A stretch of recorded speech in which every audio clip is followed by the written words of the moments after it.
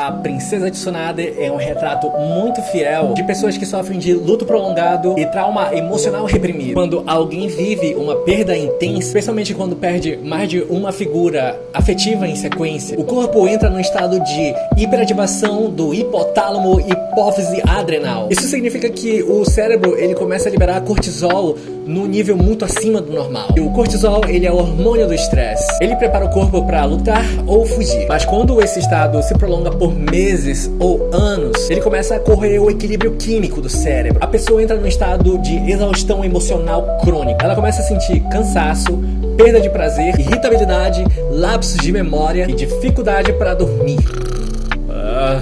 No caso da Tsunade, ela vive esse modo há anos. Ela não apenas perdeu o irmão e o homem que amava, ela perdeu também a fé no significado da vida. Isso gera um fenômeno muito comum na psiquiatria chamado de anestesia afetiva. A pessoa continua viva, funcional, mas o mundo dela perdeu a cor. Ela pode rir, pode trabalhar, pode até cuidar dos outros, mas tudo é automático, como se o coração estivesse desligado. E é aí que entra a automedicação inconsciente. Quando o cérebro fica sem dopamina e serotonina suficientes, ele procura atalhos de prazer rápido. E o álcool é um deles. O goró. O álcool aumenta temporariamente a liberação de dopamina e reduz o cortisol. Ai, meu cortisol aqui, ó, meu olho. Ai, meu Deus. Acho que é o sono.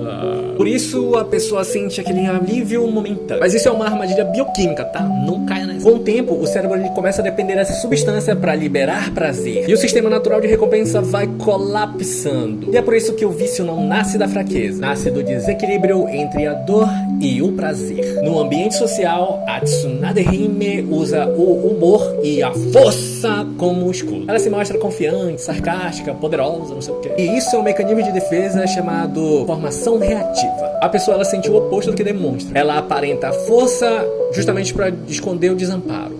Mas num ambiente familiar ou íntimo, ela muda completamente. A energia cai, o olhar perde o brilho e o discurso dela se torna mais cético e até auto-irônico. Isso é um sinal clássico de inconsistência afetiva contextual. A emoção reprimida, ela se manifesta onde há menos ameaça externa. Ou seja, ela baixa a guarda quando ela percebe que o ambiente é suficientemente seguro para ela sentir aquela dor. Meu Deus, começando a ficar quente, tá calor, meu. Psicanaliticamente, isso mostra uma repetição compulsiva. Ela revive inconscientemente a dor original para tentar dominá-la. Só que toda vez que ela tenta evitar a lembrança, o inconsciente encontra uma forma de fazê-la reviver. Seja no cotidiano ali, numa perda, no fracasso ou até num vício. É o cérebro emocional tentando ter o controle sobre o trauma, mas sem conseguir simbolizá-lo. Em termos fisiológicos, o luto crônico reduz a atividade do córtex pré-frontal ventromedial, que é a região responsável por regular emoções e tomar decisões equilibradas. Por isso que pessoas em luto prolongado tendem a tomar decisões precipitadas, entrar em jogos de azar, gastar sem pensar. Todo mundo faz isso, né? Todo mundo gasta sem pensar. Meu Deus, eu sou um deles às vezes. Oh, meu Deus. Ou se coloca numa situação de risco. Pessoas assim, elas não querem se machucar, mas inconscientemente, elas querem sentir alguma coisa. Quando estão entre amigos, pode até parecer bem, porque o convívio social, ele ativa áreas do cérebro ligado a dopamina e oxitocina. E por alguns instantes tem uma melhora real, de fato. Mas quando elas voltam para a solidão, o sistema de recompensa despenca de novo. E o corpo volta a pedir estímulo químico.